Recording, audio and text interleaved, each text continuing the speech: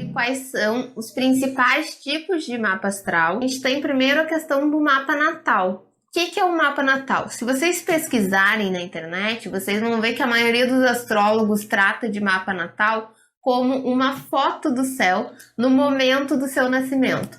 Essa foto, o que eles querem dizer com essa foto do céu? É basicamente se a gente realmente saísse, né, ali para um lugar externo no momento que você nasceu e tirasse uma foto dos planetas naquele exato momento, a gente teria os posicionamentos do seu mapa astral. Ou seja, no momento em que você nasceu, o Sol estava em um signo, a Vênus estava em outro, o Marte em outro, né? Tinha um signo ali, Júpiter estava em um determinado signo. E esses posicionamentos são os posicionamentos que aparecem no mapa astral. Quando você faz o seu mapa astral, são esses posicionamentos que vai aparecer. Esse mapa, ele é chamado mapa natal, por isso que a gente fala que é como se fosse um mapa de um local mesmo, né? Então, aquela pessoa nasceu com aquele mapa porque ela tem aquelas vivências para experimentar, ela tem aquelas características ali, aqueles desafios que ela precisa superar, ela tem aquelas potencialidades que ela traz com ela e que vão ajudar ela no longo desse processo. Então, o mapa natal, ele é o seu mapa de vida, digamos assim. Ele não é uma coisa fixa, tá? Ele não é uma coisa assim, bom, então eu nasci com a Vênus em Virgem eu preciso mesmo ser crítica comigo mesma porque esse é meu karma. Não é assim, né? A gente vem com essa Vênus em Virgem, com todas as outras Vênus, para ir aprendendo a desenvolver as nossas potencialidades, entender os nossos desafios e ir lidando com eles, né? Então, o mapa natal, ele é um mapa do seu nascimento e ele mostra essas características. Depois, a gente tem também a astrologia preditiva, que aí vai ser aquela que é a mais conhecida, né? E que muitas vezes a gente acaba achando que a astrologia é só isso, que é justamente eu olhar para esses astros entendendo em que momento da minha vida eu estou, em que momento eu vou vivenciar determinadas partes do meu mapa mais forte ou mais fracas, eu vou estar dando uma atenção maior para aquela área da minha vida. Essa astrologia preditiva que vai me dizer sobre isso, né? E que vai me mostrar como que eu vou amadurecendo nesse processo também.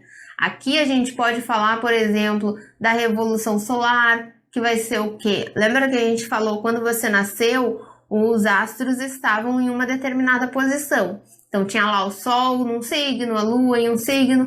E aí, vamos dizer que você nasceu com o Sol a 10 graus de peixes.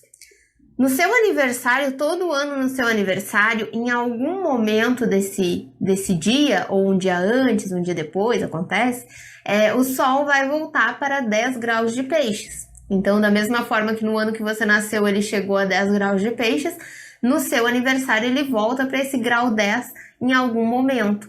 Nesse momento, o mapa que se forma ali vai ser o mapa do seu ano pessoal. Então, ali tem as energias que vão estar mais ativas ao longo daquele seu ano pessoal. E quando esse Sol chegar ali naquele exato grau, né? Os outros planetas vão estar em outros signos. Então, se você nasceu com a Vênus em Áries, talvez no seu aniversário desse ano a Vênus esteja em Touro. É outra característica. E aí aquilo vai mostrar as energias do seu ano pessoal. Mesma coisa, por exemplo, com o mapa progredido. A cada ano, você vai progredir um pouquinho no seu mapa natal. Então, por exemplo, assim, vocês já devem ter visto em algum YouTube, aí, em algum canal, falar assim, chega um momento da vida que você vai deixar de ser tão pisciana e vai passar a ser um pouquinho mais ariana. Como assim? Como que acontece isso? Eu vou deixar de ser pisciana? Que história é essa, né? O que acontece? O Sol vai progredindo um pouquinho a cada ano, um pouquinho mais, você vai estar com esse Sol caminhando por esses graus de peixes, né? Vai chegar um momento nesse mapa progredido que o Sol vai estar em Áries.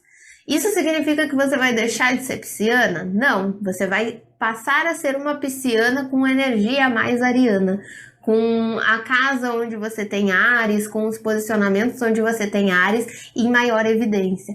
Então, por isso que esse tipo de astrologia a gente usa sempre combinado com o mapa natal, que é para entender quais são as características que você tem, que são natas suas, né, que é da sua personalidade, e aquilo que você está vivenciando no momento.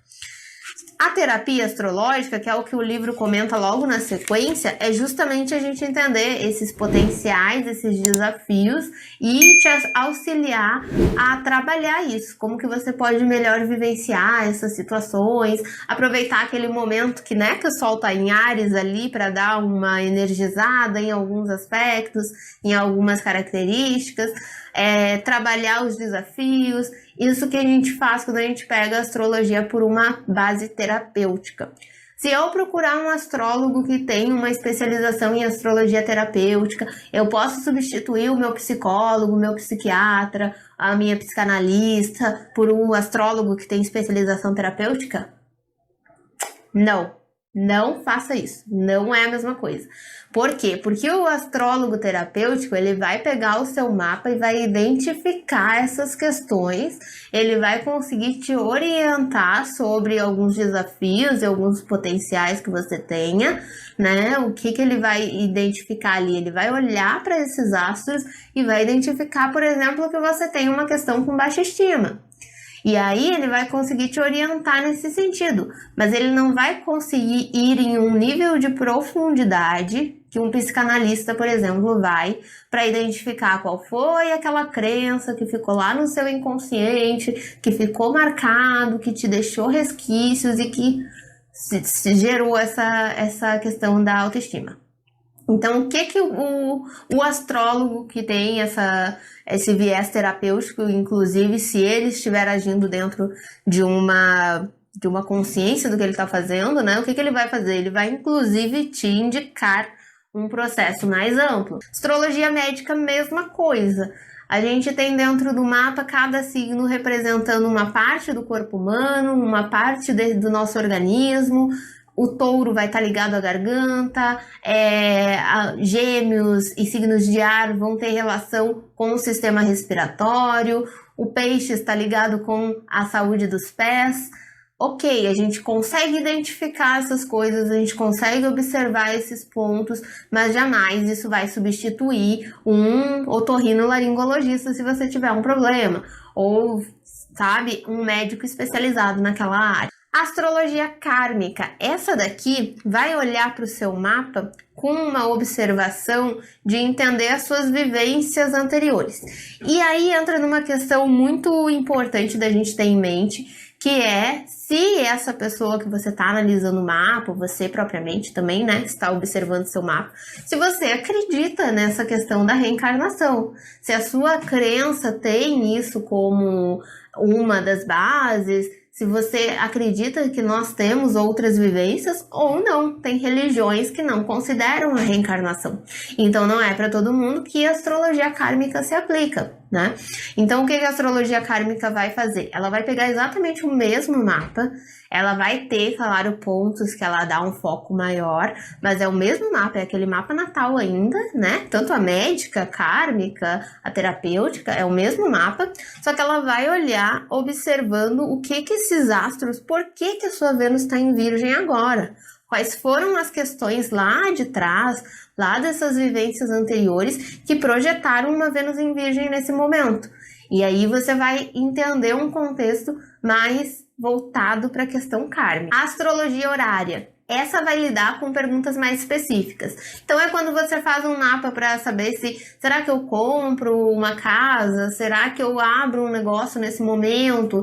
Será que é o momento ideal para planejar uma viagem agora, para eu sair do país? Quando a gente usa a astrologia e a observação desses astros para responder perguntas mais específicas. Também a gente vai estar sempre comparando, a gente vai estar observando o céu e buscando entender que momento da sua vida você está, né? Mas a gente vai estar atrás dessas respostas mais específicas na astrologia horária.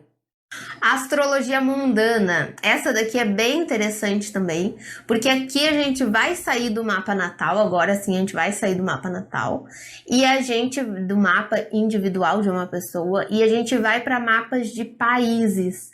de cidades, mapas de lugares, né? Sai do individual, a gente passa a analisar mapas coletivos e a gente vai entender o mapa da independência do Brasil, o mapa da formação de determinado período histórico. A gente vai observar o que está acontecendo e esses posicionamentos dos astros de uma forma mais ampla.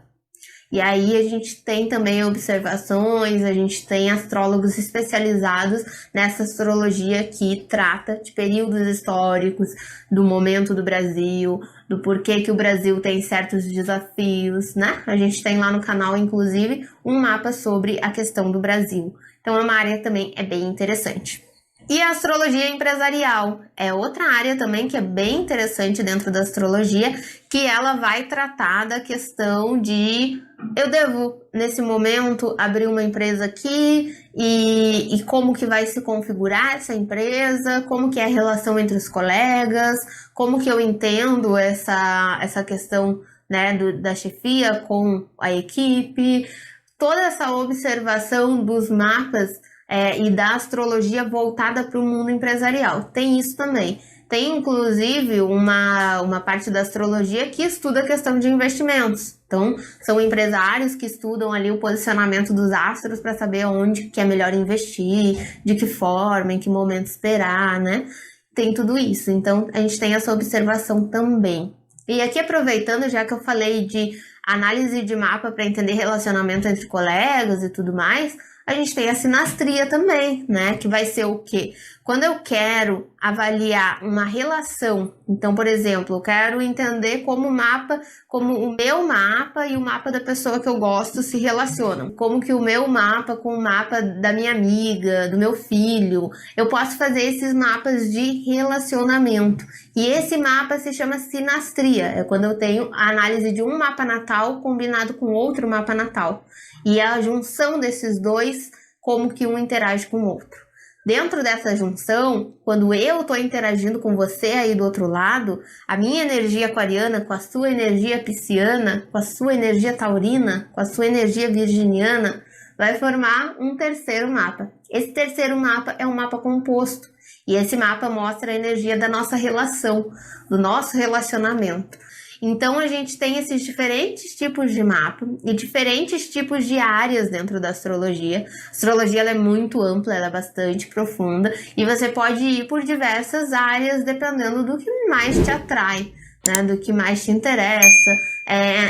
Estão surgindo novas áreas sempre também. Então, tem diferentes formas de você trabalhar a astrologia, estudar a astrologia e compreender, seja a questão do seu autoconhecimento ou de um momento, de determinada situação. Tem várias formas da gente estudar astrologia, tá bom?